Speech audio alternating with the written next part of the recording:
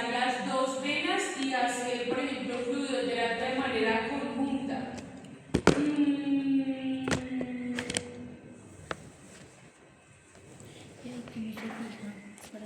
Acá tenemos los catéteres periféricos que se utilizan en veterinaria. Estos son prácticamente todos los que existen. Ellos tienen unos calibres de identificación y los calibres hacen referencia o puntualmente van a indicar cuál es el flujo de líquidos que ellos permiten por minuto. Existen unos catéteres con un grosor mucho más alto y digamos, un tamaño también más grande comparado con otros que son mucho más pequeños. ¿De qué depende el calibre del catéter? Pues del tamaño del animal que nosotros estamos manipulando o trabajando. Para grandes animales los que más se utilizan son los naranjas, independientemente de si es un animal adulto o un animal en los primeros meses de vida. Y en pequeños animales utilizamos los tres últimos, el catéter calibre 20, el 22 y el 24. Son mucho más pequeños, son más delicados y también pues permiten una cantidad de flujo mucho menor que un catéter calibre 14. Acá en la parte de abajo hay un catéter calibre 26, es moradito y se utiliza para animales silvestres o inclusive cachorros que ya hay, pues que están muy pequeños. El tamaño. Primera vuelta y segunda vuelta.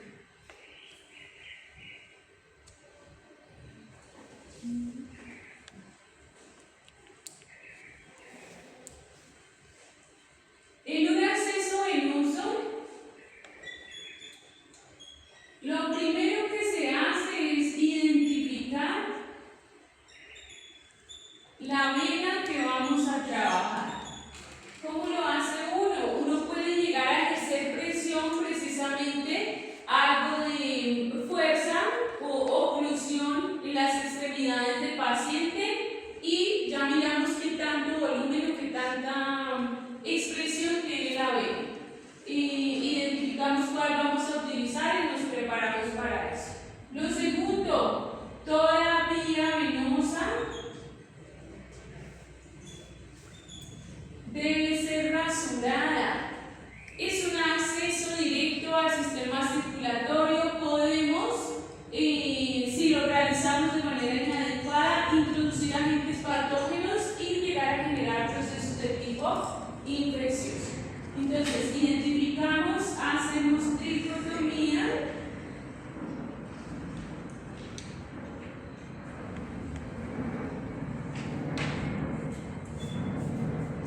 Limpiamos.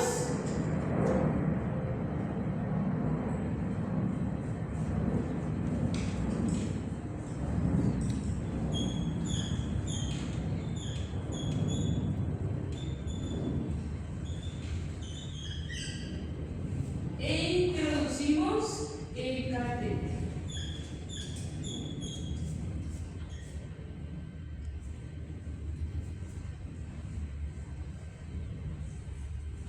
Muchas veces los animalitos, el pelo es un reservorio de contaminante, ¿listo? Los animales no se bañan todos los días. Cuando vamos a realizar la asepsia, en muchos casos uno encuentra cierta suciedad en esas patas, entonces se realiza asepsia, se puede utilizar alcohol o clorexidina o una combinación de las dos. ¿Listo? El que más se utiliza y es totalmente funcional es el alcohol. Y limpiamos hasta que la extremidad esté lo más limpia o la gasa salga lo más limpia posible sin ningún tipo de contaminación. Y la tricotomía en pequeños animales se tiene que hacer en toda la circunferencia de la pata.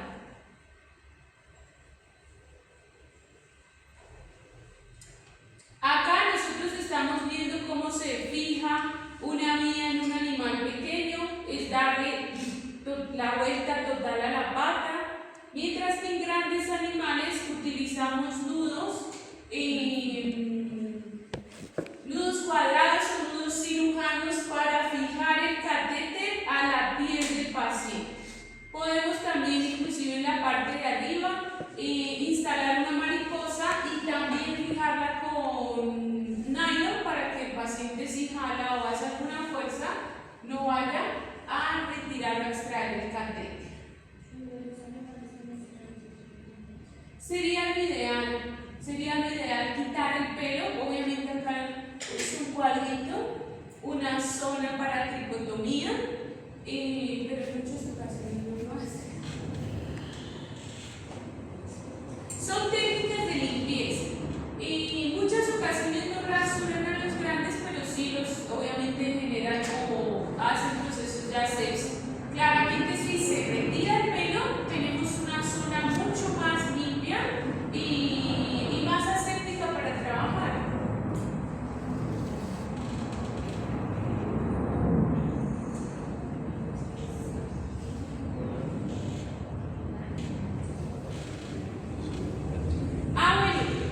Para iniciar la canalización en pequeños animales, procuren siempre empezar desde lo más distal, ¿listo? O la parte más baja de la pata. Con eso, si nosotros por alguna razón pinchamos la vena, pero no la canalizamos, podemos ir ascendiendo y no vamos a comprometer el flujo, ¿listo? Si ustedes se inician arriba, de pronto pinchan o fleban esta vena y vuelven a hacerlo acá abajo, y acá si lo canalizan, los fluidos que ingresen se van a empezar a filtrar por esas lesiones y la pata del animal se puede edematizar. Siempre desde la parte más distal o desde la parte más baja posible. Y acá, en grandes animales, sí empezamos desde la parte medial y vamos bajando con la misma intención, ¿listo? De cualquier lesión que se pueda llegar a generar y cause filtración de líquidos. En esta imagen que vemos acá, muchachos, ¿esto es un canino o un felino? Felino. ¿Hembra o macho? Hembra. Hembra. Por los colores. ¿Sí? ¿O no? Sí. Solo las hembras tienen 3 colores. Y esos 3 colores característicos, amarillo, negro y blanco. ¿Vale? ¿Y qué errores pueden ver ustedes en esta foto? En esta imagen de acá. No tiene guantes. No tiene guantes, ¿vieron por ahí? ¿Sí? Está tocando el estilete. Y está tocando el estilete. ¿Listo? Esos son los 2 errores de la imagen. Si bien canalizar con guantes es muy cansón, porque uno se enreda demasiado para fijar la vía, después se les paralizan los guantes y no en el paciente. Hay que acostumbrarse a el uso de guantes, es manipulación de pacientes, seguramente va a empezar a salir contenido de sangre, si por algún motivo se empieza a filtrar, deberíamos tener guantes. Y el segundo error ahí es tocar el estilete. El catéter es una herramienta estéril. ¿Listo? Ellos vienen totalmente estéril en el paquete. Claramente cuando los abrimos y los empezamos a manipular, van a perder su esterilidad, pero lo ideal es que el estilete tenga la menor manipulación posible. Lo mismo, estos elementos, igual que por ejemplo las agujas, siempre tienen que estar en su capuchón hasta el punto en el cual ya va a ingresar. Eso es conservación precisamente de la limpieza que tienen estas herramientas. Los catéteres no se agarran de esa manera. El catéter se agarra de este punto de acá, ya de la parte final. Inclusive la cámara de goteo tiene que estar totalmente despejada para saber si el paciente sí está en vía o no, porque si la tapamos pues no vamos a tener una visualización del procedimiento. Se toman de la parte y esta zona jamás se debe tocar. Bueno, ¿cuánto es el tiempo de vida de un acceso venoso periférico? ¿Cuánto debería durar un acceso en un paciente hasta que ya tenemos que realizar el cambio?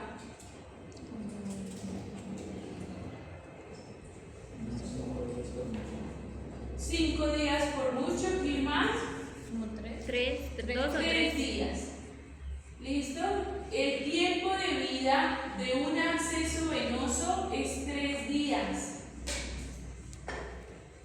Puede que pasados los 3 días aún la vía sea permeable, pero el grado de contaminación pasadas esas 72 horas ya es bastante considerable y se requiere cambiar la vía por limpieza, seguridad, asepsia.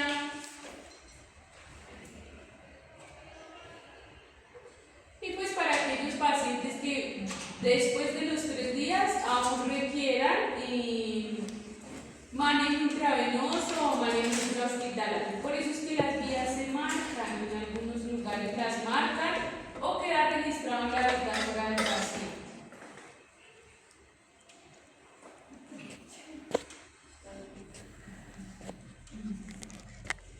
Esa es la intubación, ese es el acceso venoso y pasamos a la intubación endotraqueal. Si nosotros vemos que nuestro paciente todavía está respirando, debemos garantizar esa respiración. Pero si por algún motivo el animal no respira, está inconsciente, está en paro, tiene alguna dificultad para respirar, tenemos que garantizarle una vía aérea.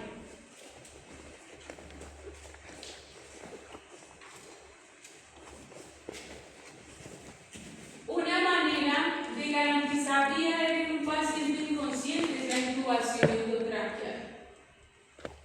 No es una forma o un método tan invasivo como otros métodos de tipo quirúrgico que también se utilizan en urgencias. Es algo que se puede realizar, no necesita ningún tipo de incisión, solo necesitamos la herramienta como tal.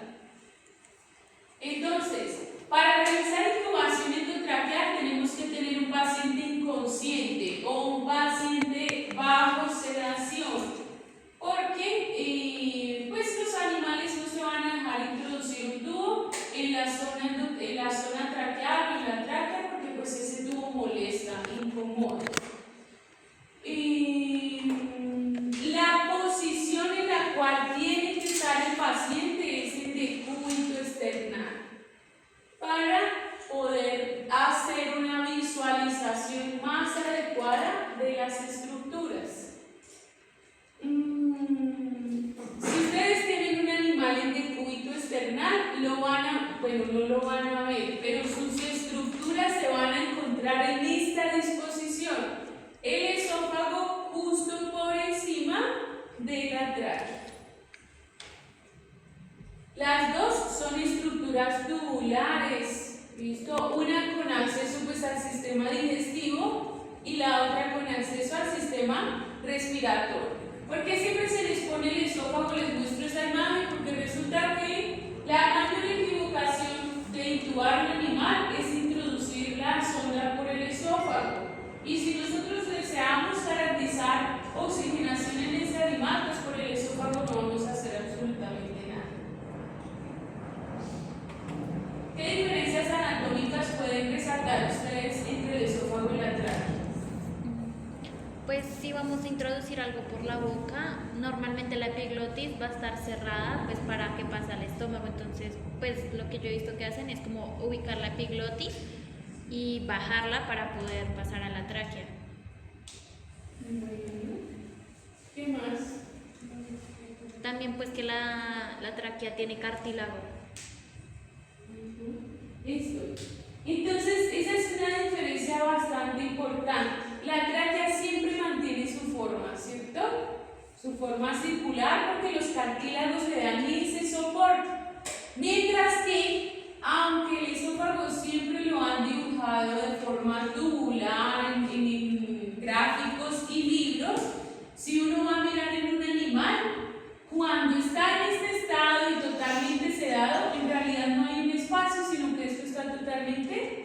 cerrada. Cuando algo ingresa en el esófago, pues él sí se dilata, da el espacio o cede para que pues ingrese lo que vaya a ingresar.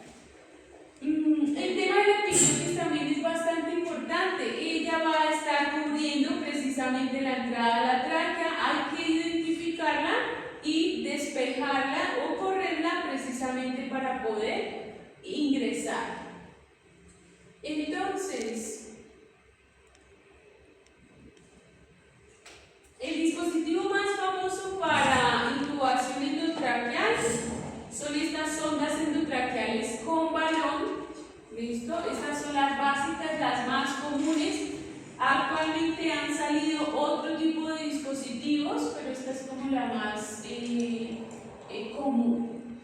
Una estructura de tipo tubular con una punta, un baloncito, que fíjense que el balón cumple esta función. Un cuerpo y una conexión universal para oxígeno, anestesia, para el ambú, ¿listo? Bueno, y un balón de control. Acá en la imagen tenemos un felino.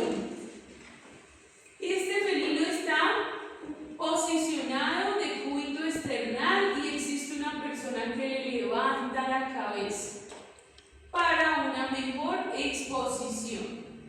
La persona que va a sondear con la mano menos dominante tiene que extraer la lengua del paciente. Cuando nosotros hacemos retracción de la lengua, también tenemos una mejor exposición de esta zona. Y con la mano que sí es dominante va a empezar a introducir la sonda endotraqueal. Muchachos, nunca introduzcan una sonda sin tener esta vista, porque si ustedes no ven, el lugar más fácil por el cual ella se va a introducir va a ser por el esófago. Entonces uno siempre tiene que ver el ingreso y siempre se puede ver, por lo menos en pequeños, lo que es caninos y felinos siempre se ve. Ya si hablamos de conejos, son más difíciles, lagomorfos son completos, ¿listo? Pero caninos y felinos siempre se va a ver esa zona o ese espacio. Bueno, miren, acá está la epiglotis, ella en muchos casos está precisamente cubriendo esta zona. Está la entrada de la tráquea, que se caracteriza por los cartílagos aritenoides. Ustedes ven el espacio. Si este animal está consciente, está sedado pero respirando, ustedes ven cómo este espacio se abre y se cierra con cada respiración del animal. ¿Vale? Y los más difíciles de sondear son los animales braquicéfalos. Y los más difíciles de todos, los felinos braquicéfalos. Importante, pongan ahí como tip o no sé cómo, ¿sí? Antes de sondear a un animal, hay que sensibilizar este tejido o esta zona, porque es que meter algo en la tráquea es algo un poco complejo. ¿A ustedes se les ha ido un arrocito por el camino viejo? ¿Esto qué es lo primero que hacen sin pensarlo? Toser, ¿listo? Es automático porque el tejido de la tráquea no está hecho para contener sólido ni líquido. Él está hecho para transportar, ingresar y expulsar aire. ¿Con qué sensibilizamos esta parte? ¿Qué se les ocurre? Lidocaína. ¿Listo? Entonces, 0.1 ml en gatos es más que suficiente. Sí, siempre y cuando no tenga ningún otro componente. ¿Listo? Porque existen algunas anestésicos locales en spray que pueden traer otros componentes. Los de uso humano tienden a traer otros elementos. Sí se puede usar en spray siempre y cuando sea exclusivamente lidocaína o sea exclusivamente anestésico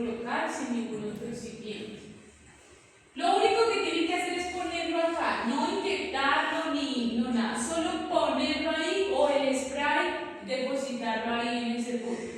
Si es un perro muy grande, 0.2 ml. Y eso nos causa una insensibilización y una mejor respuesta por parte del tejido ante la herramienta que se va a introducir.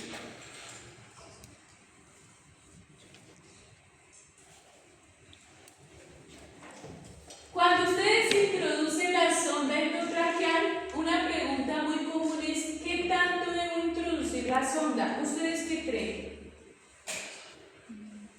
¿Qué tanto se debe empujar una sonda?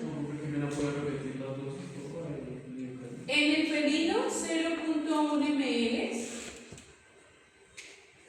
y en perros pequeños. Y en perros grandes o medianos, 0.2.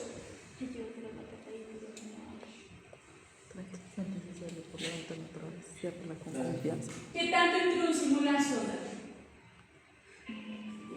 ¿A tope hasta que la conexión llegue acá? No, pues apenas ingrese a la, pase la epiglotis. Listo. Entre menos contacto, menos manipulación se realice de esta zona, mucho mejor. Apenas ustedes vean, porque siempre van a ver que el balón ingresa o pasa la entrada de la tráquea, ya ahí lo pueden dejar. Listo, no hay necesidad de empujar tanto la sonda. Y posterior a eso lo que tenemos que hacer es insuflar la sonda. Bueno, otra cosa importante, una sonda no le puede quedar totalmente apenas a la circunferencia de la tráquea. Miren que acá se nota que queda algo de espacio, se le queda un poco pequeña. Y después lo que nosotros vamos a ajustar será el balón. Y ya cuando ajustamos el balón, miren que generamos un cierre o un acoplamiento que no permite la entrada ni la salida de ningún elemento, sino o exclusivamente por el interior de la sonda. ¿Qué es lo peor que puede pasar sondeando un paciente? Lastimarle la tráquea. Pues tendríamos que ser muy bruscos. Bueno, no vayan a hacer, por ejemplo, entro, salgo, no estoy segura. No, inténtenlo una o dos veces.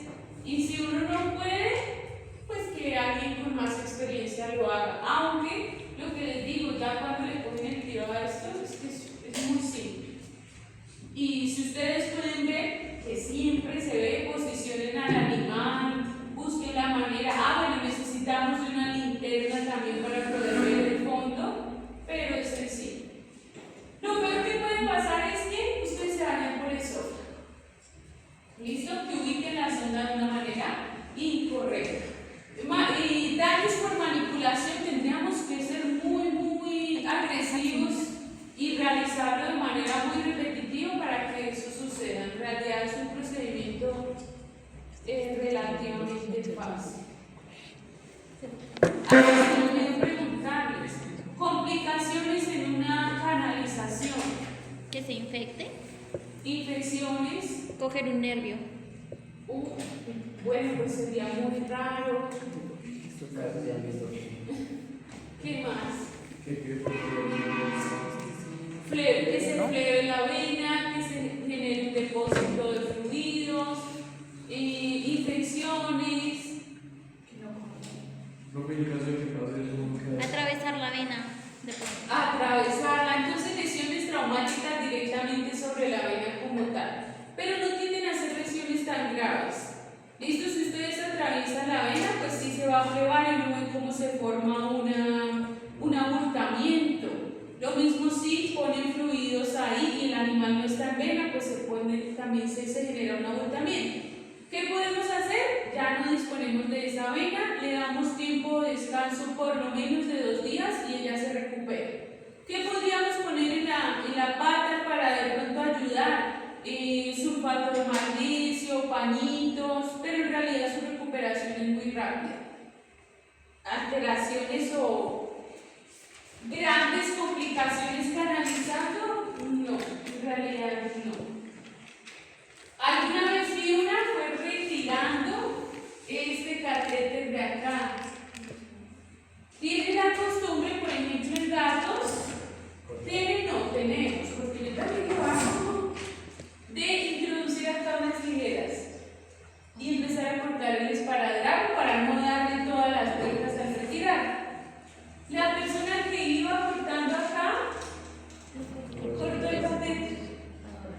¿Listo? Y esta parte quedó adentro y la parte de color quedó afuera. ¿Listo? ¿Qué hacer en ese caso? No se puede como guiar para exponerlo. ¿Cómo es? Pues si se cortó la partecita amarilla, se quitaría la partecita amarilla y queda pues el huequito. Entonces como de pronto presionar un poquito la vena para exponerlo. No se puede. Aunque el huequito, aunque este elemento genera su entrada, cuando él se retira no es que quede un hueco como considerable o no, es una porción muy pequeñita en realidad y no se devuelve por ahí. ¿Tocó hacer cirugía? ¿Listo? Cirugía en la vena para extraer este pedazo de plástico. ¿Listo? Las tijeras sí se pueden utilizar, porque yo las utilizo también para retirar, porque escanalizar un gato es a veces complejo, si es un animal bravo, pero uno las introduce por el lado, pues donde está el catete, para evitar ese tipo de lesiones. A veces también con las tijeras terminan cortando la piel, entonces pues hay que tener mucho cuidado. En la intubación, ¿qué más? Bueno, la sonda también trae calibres. Trae calibres en pequeños y en grandes animales y de acuerdo al tamaño es que se escoge el calibre de la sonda, el tamaño del paciente. ¿Hay algún como parámetro para establecer? Porque pues Sí, no lo hacen solo. hay una fórmula, pero no la tengo acá. Profe, yo he visto que lo hacen con las narinas, o sea, Bueno, el sí, espacito que una queda. manera también, yo también la uso. Una manera convencional o práctica es, supongamos que voy a dibujar un gatito. No se puede dibujar. ¿Cómo medir la sonda? Acá en el tabique nasal del paciente. Esto es una manera convencional de medir una sonda endotraqueal. Acá en esta parte del tabique y tiene que ser del mismo tamaño o menor al grosor que tiene el tabique, esta parte de acá. En gatos. Aunque en gatos generalmente se utiliza la 2.5 o la 3 máximo porque la tráquea es bastante delicada. Ya en perros sí hacemos esa medición y les voy a buscar la fórmula igual para que la tengan y se las envíen. En cuanto al valor, ¿qué ¿Señor? se tiene que llenar? El valor. Resulta que para el llenado del balón también existe un aparato, porque si nosotros hacemos una fuerza o inflamos el balón de manera exagerada, podemos generar lesiones en la tráquea. Existe un aparato, un tensiómetro para medir qué tanta tensión debe tener una sonda endotraqueal. Y él tiene un margen en verde, una medida en verde, un rango en verde, que es el espacio en el cual se debe mantener la tensión. ¿Cómo lo hago yo? Que no tengo la práctica. Normalmente uno introduce aire bastante, considerable mesuradamente, y ya por tema de presiones, cuando la jeringa se empieza a devolver, donde quede la jeringa, ahí lo dejo, donde quede por presión. Pero sí existe un aparatito. Ahí es donde dicen que para asegurarse que ya está en la tráquea, se empieza a ver que se expande y se extiende el tórax. Bueno. No, porque si tú empiezas a introducir aire por la sonda y se expande, pues lo más seguro es que sí estés. ¿Cómo más confirmarían? ¿Se pone la sonda? La sonda se empieza a empañar acá conforme el animal inhala y exhala. De esta forma. No, o sea, cosas que me van mucho que normalmente cuando está muy cosa, la lengua no toca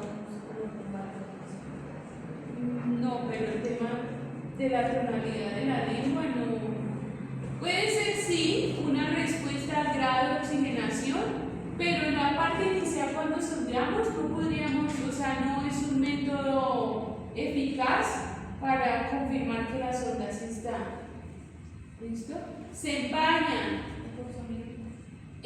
También podrían escuchar, hacer percusión en el campo pulmonar y no escuchan. Pero muchachos, si ustedes ven por dónde ingresan, pues no necesitan confirmar porque ustedes lo han visto, que ingresaron por el punto que es o efectivamente por la tráquea. La otra es mover un poquito la superficie de los anillos. Bueno, sí, se pueden llegar a sentir también.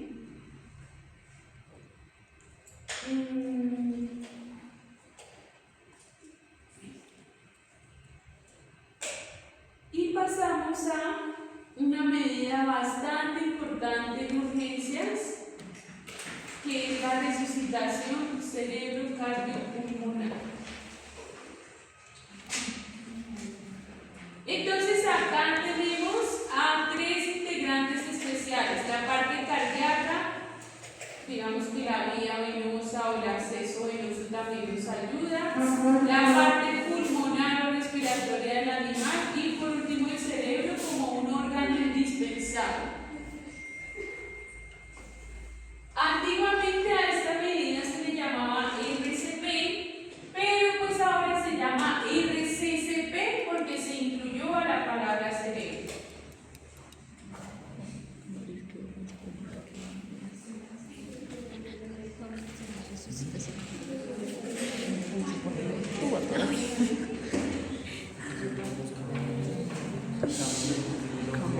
No, la propia es Ana. Ana, la propia para hacerle receso al caballo.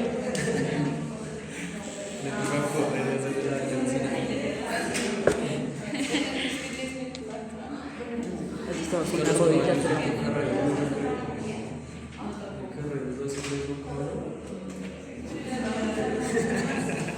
¿En qué consiste el RCCP, muchachos? ¿Qué han escuchado de esta técnica? Fácil. Resucitación cerebro-cardiopulmonar. Pues que depende mucho, por ejemplo, de los huesos. Yo he visto que depende como, es que no sé si es de tamaño, pero los ponen, hay unos que los ponen de como la señal, otros como que depende de todas, algo así. Así tipo técnica. La técnica es bastante importante. Entonces, si uno ve a alguien haciendo RCCP, se ve fácil, ¿cierto? Pero hacer RCCP es un poquito complejo y se requiere mucho de técnica. Ya se han hecho muchos estudios, análisis de intervalos, de los tiempos, de qué tanta efectividad puede llegar a tener, bueno, sobre todo en humanos. Pero pues eso nos da también una visión o un estimado sobre cómo debería manejarse en animales. La técnica es bastante importante y saber hacerlo, aun cuando es un procedimiento sencillo, puede llegar a marcar la diferencia en un paciente.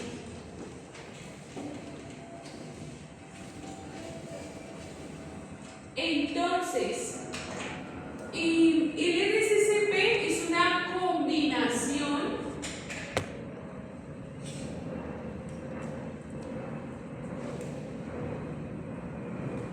de compresiones cardíacas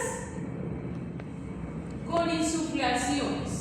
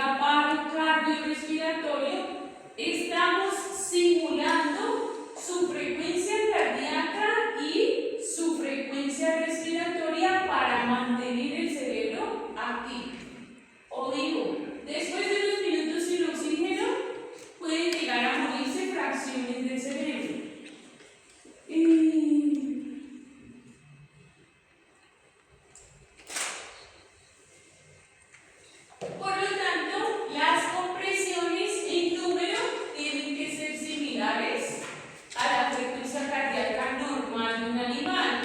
Y lo mismo las insuflaciones. En compresiones se recomiendan hacer 100 a 120 compresiones por minuto.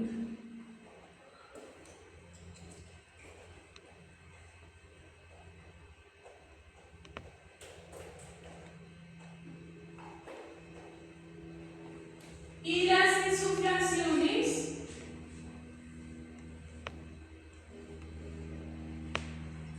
se tienden a hacer 2 insuflaciones por cada 30 compresiones.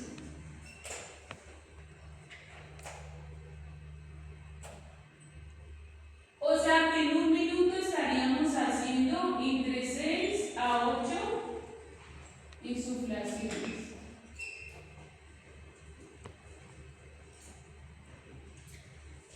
Un animal tiene una frecuencia respiratoria más baja que la frecuencia cardíaca. Entonces, por eso las insuflaciones son menores. Resulta también que nosotros tenemos pacientes de diferentes tamaños. Podemos tener un hámster o, por otro lado, puede estar un equino. Y el tamaño, la capacidad del tórax, la fuerza que tiene el tórax es totalmente diferente. Y tenemos que precisamente acomodar esto al tamaño de nuestro animal.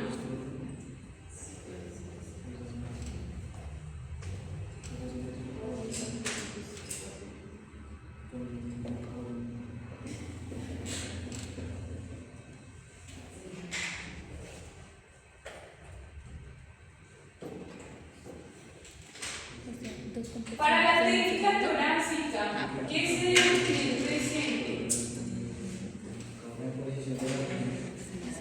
La posición de las manos. Uno de los errores que más se comete en la técnica es flexionar los brazos.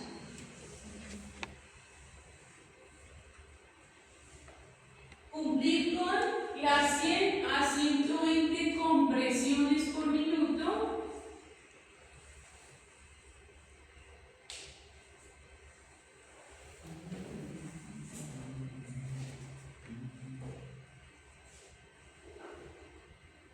Y utilizar la técnica adecuada de acuerdo a cada animal.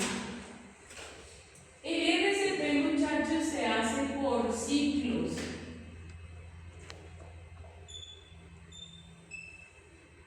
Y cada ciclo dura 2 minutos.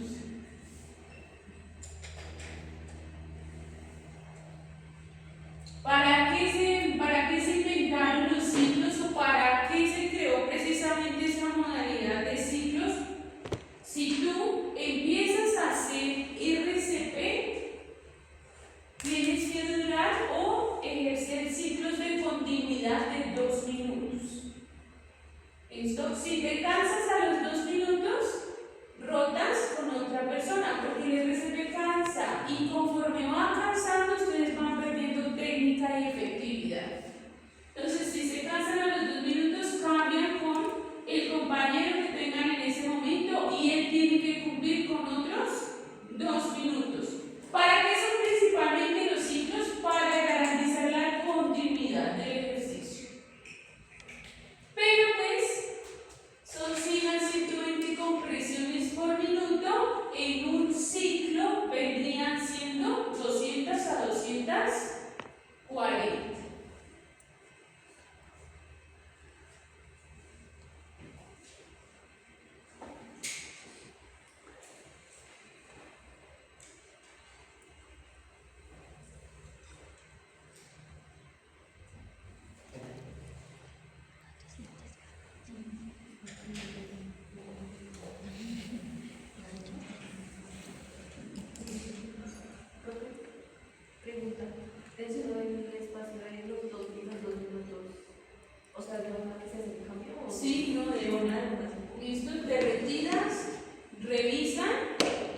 y continúas, 2 segundos. Continúa el siguiente compañero. O si continúas tú, pues revisas, evalúas frecuencias, nada, continúas. Continúa.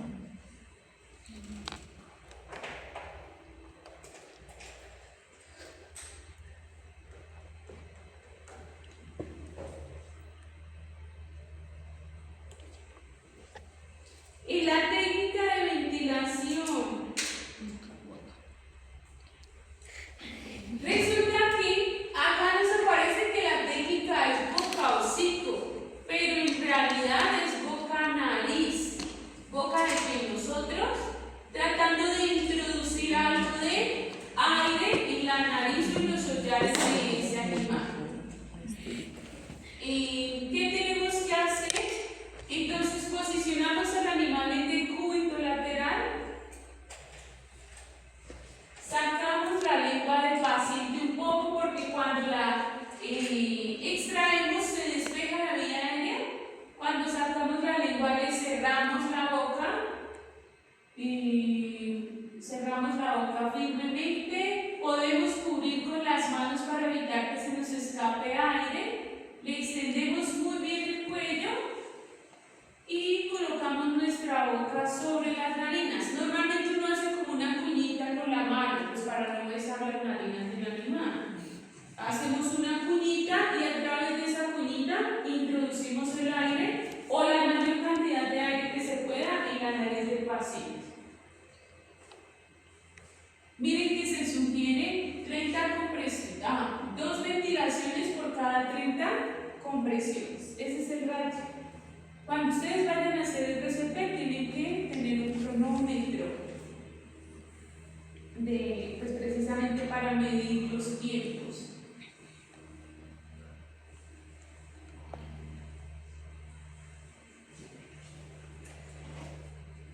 Solo vamos a insuflar a aquellos animales a los que les podamos igualar la capacidad respiratoria.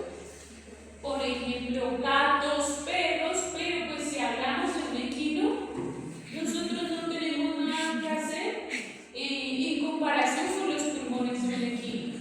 ¿Qué se hace en esos casos? Nos quedamos solo con las técnicas de compresión. ¿Listo?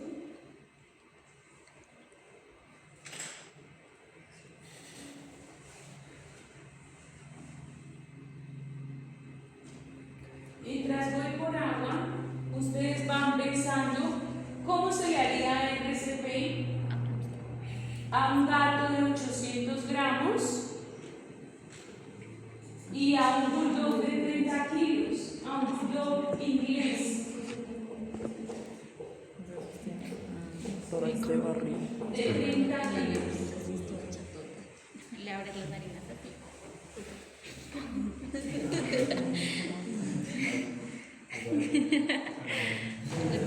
Hay unos, Uy, no lo pensé, me dio asco. hay como unos forros que venden precisamente para eso, como que lo pones en la bolsa. Un hámster, un bulldog de 30 kilos y un elefante. Ana. Le